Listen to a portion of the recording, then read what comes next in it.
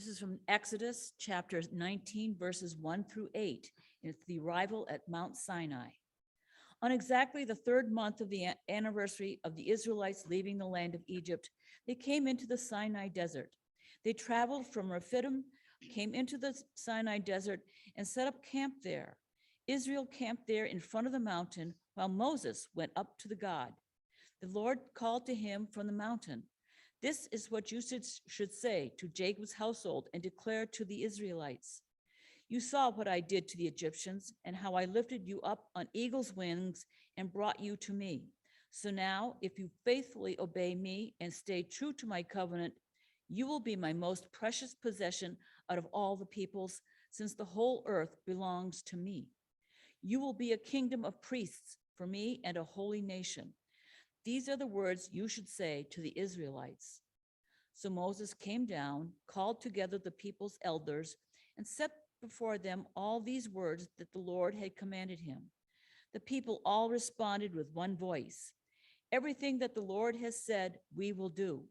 Moses reported to the Lord what the people said.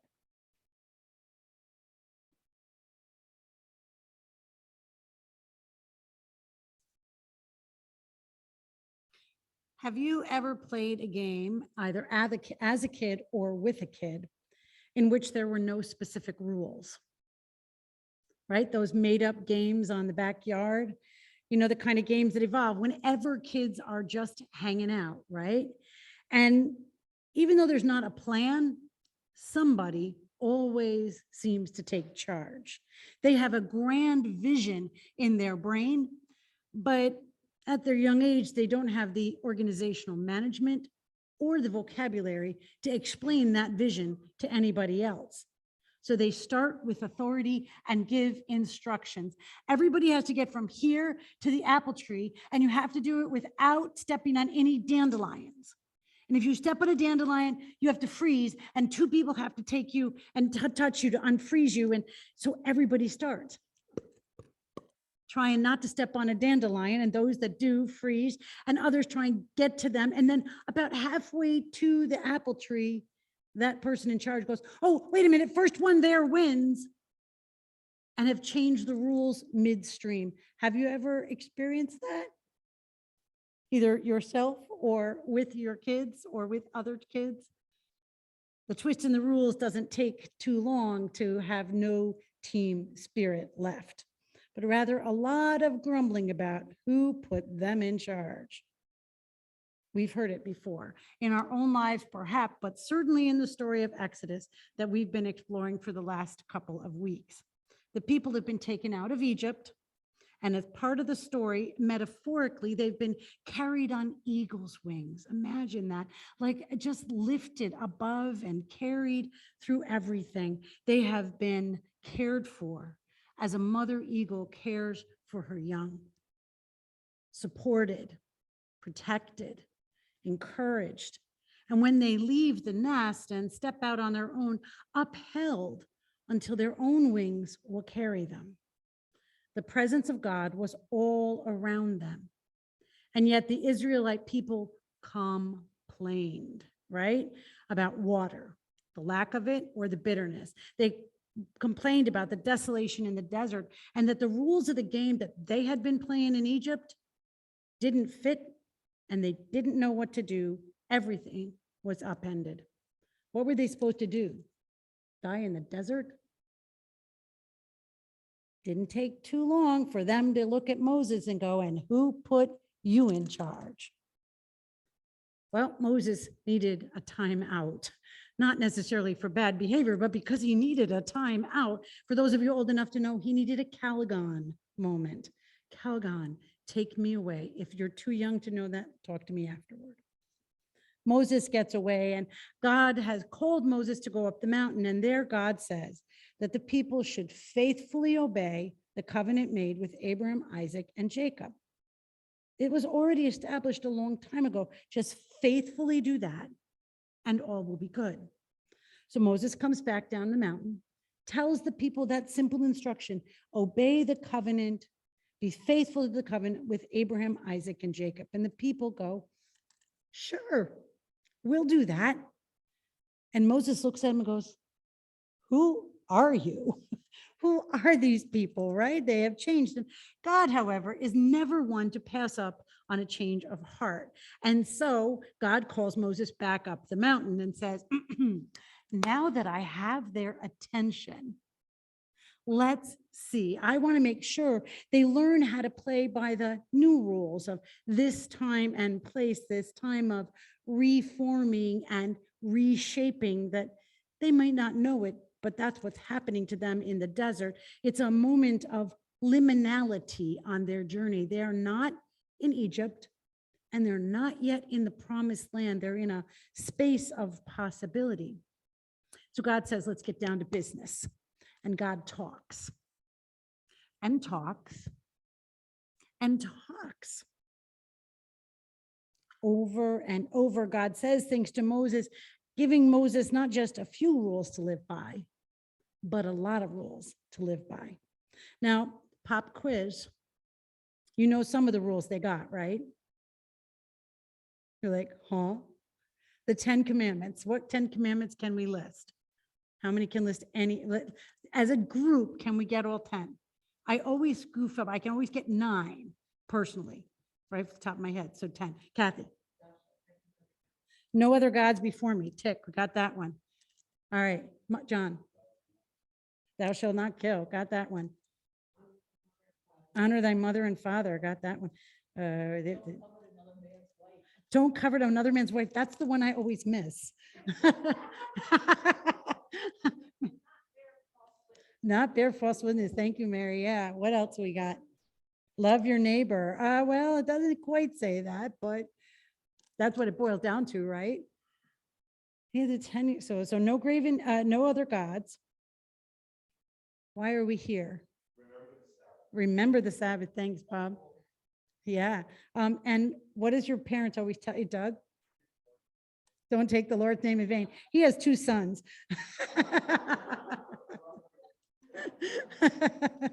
Are we not all? Another one. They're in this space. You can look around and see something different than you might have in other places that you've attended. No graven images, right? No graven images. 2 more. That's not one of the 10 Commandments, but that's what it boils down to. I can stop my sermon now. Mary, she's got it. Yeah, that's good. How about the don't commit adultery? So that goes along with not coveting somebody else's wife, but and then don't covet your neighbor's. And I think it says donkey and don't covet your neighbor's stuff. So those are the 10. We know those ones, sort of. How do you feel you did, even if you didn't say them out loud? You got over half. Okay. There's some mnemonic ways to remember them that I obviously don't remember.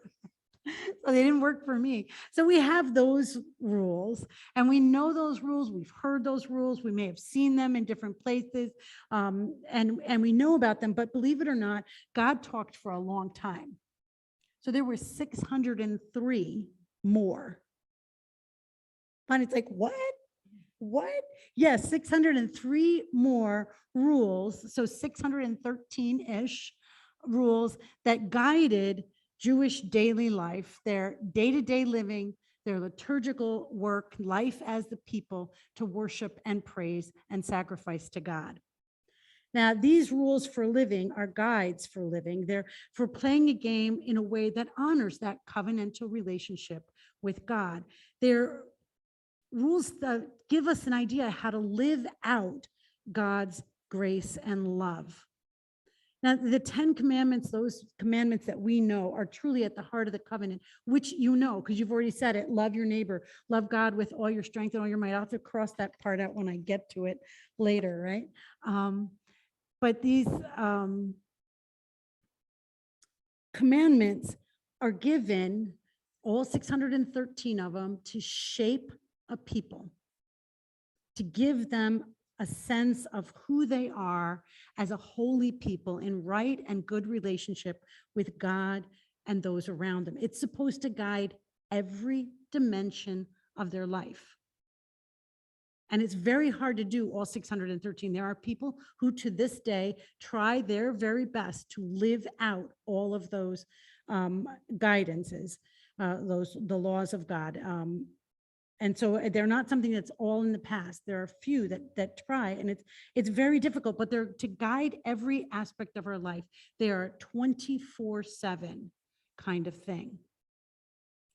And as we broke it down, you guys already did. It's love God, right? The first couple, don't have graven images, no other gods before it. Don't take the Lord's name in vain, and remember the Sabbath. Those are how we have and shape our relationship with God. And all the other ones about stuff and wives and husbands and things like that, those are about how we're in relationship with one another. So all of those things break down to what you said, Mary, love God with all your strength, and what you said, John, love your neighbor as yourself. Because God had looked at humankind for a long time, even when the story was happening and even when it was written down, and even now, centuries later, God has been observing human time, and God knows that other things will draw us away from living and loving the way God wants us to, and that we're tempted to follow the way of those around us. We're built with a mimic gene. Now, Susie, I'm going to pick on you. Is Berkeley making noise yet? Yeah. And does she, what's amazing about Berkeley at 3 months old is she can make every sound of every language. But she won't continue that, because by the time a few more months go by, well, does she say ma, ma, ma yet? Not quite. Does she just make noise? But you respond and talk to her. Oh yeah. Oh yeah. Right. And have you ever done that, Kathy, with your new little grandbaby? Oh yeah. Right. You talk and they figure things out, and you sit there and you figure it out, and they mimic you back. Whatever sound they get affirmation for, they say it again. Right. Because sounds that are not in our language, we don't affirm in the same way as when they start to go da, da, da, ma, ma, ma. You're like, yes. My daughter's first word, kid you not, shoe. As soon as she said it, I'm sure she had absolutely no clue what a shoe was. But I was like, she said a word, shoe. It's a mimicking thing. We all are built with that. It helps us learn how to do all the things we need to do between the time we're born and say 5 years old, because that's when I think you stop learning. No, I think you learn more after that. But we learn so much by mimicking and responding to those around us. We watch what they do and we do it back. And that's really good and healthy and helpful up until a point. And what have you ever said or heard somebody go, but Johnny did it, why can't I? So mimicking goes so far,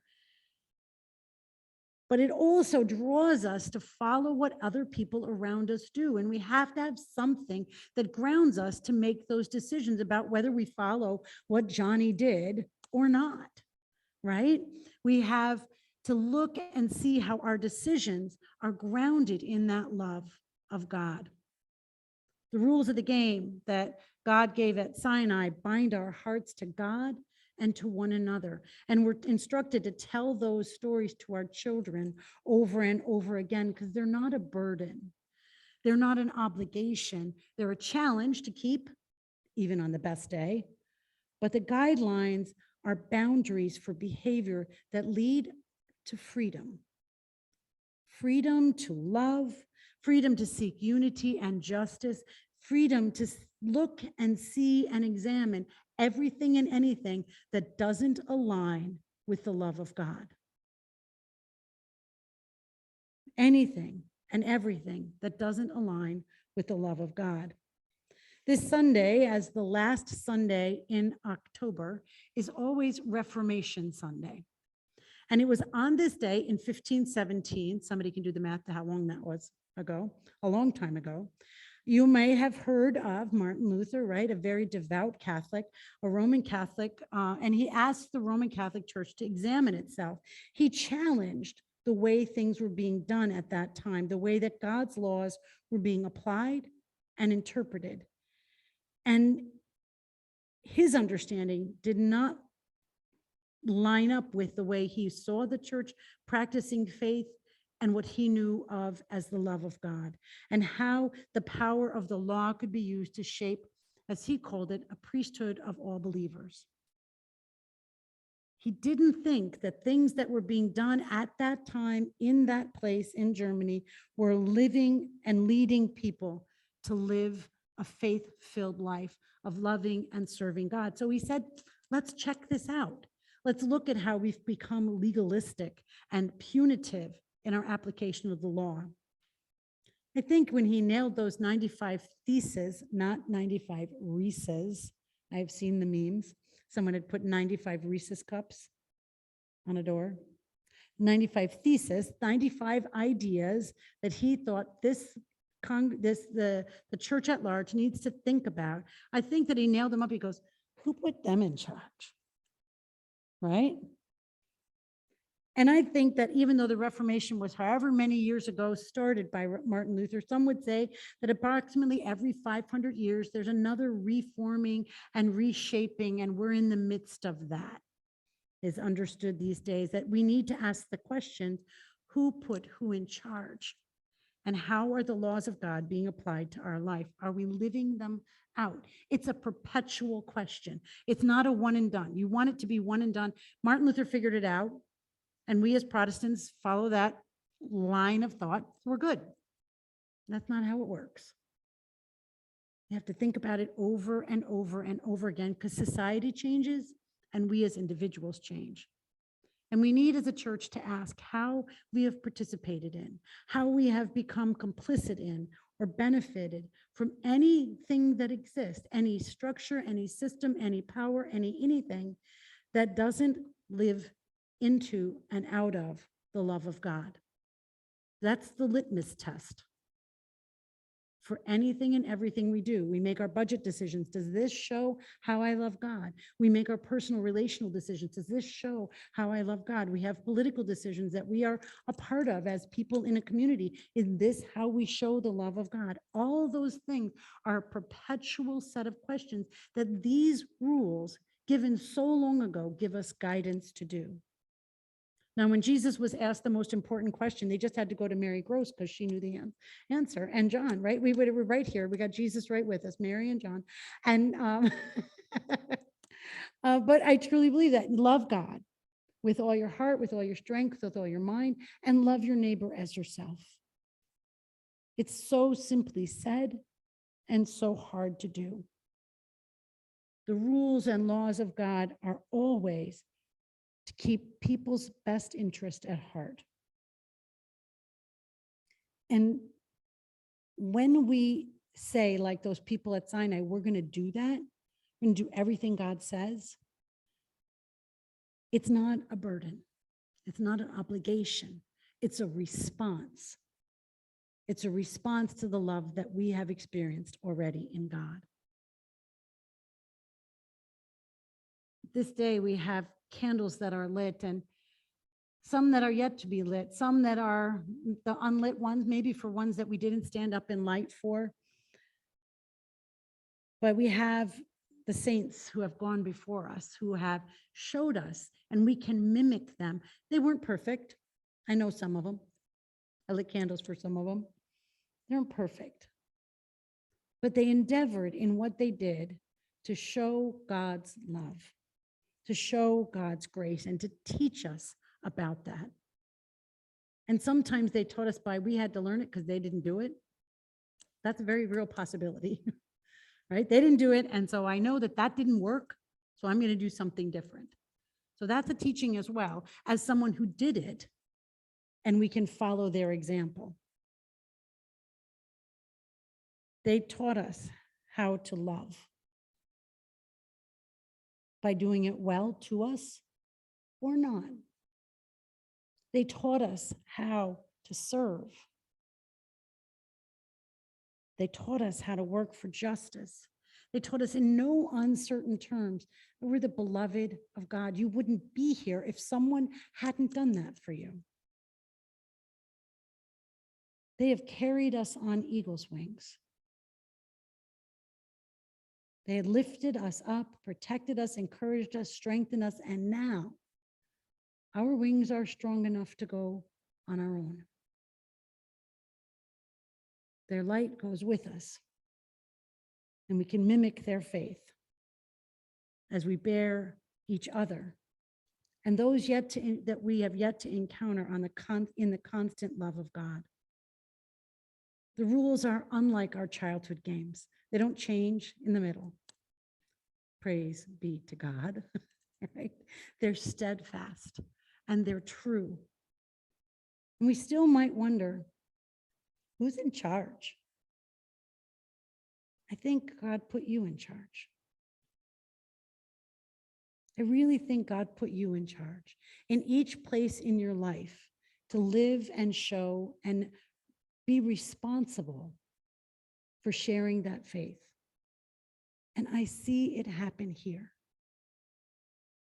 I see it in the way you love one another. I see it in the way you care for one another. I see it in feathers. I see it in cards with a million bazillion pieces of love that flowed all over Betty with no question that love will carry her daughter and son in a tender time. The saints have taught us well. I hope this day we can say, we will do all that God says for us to do, that we will faithfully observe the covenant of Abraham and Isaac and Jacob this day and every day, that we will love one another and that we will love God with all of who we are. May it be so.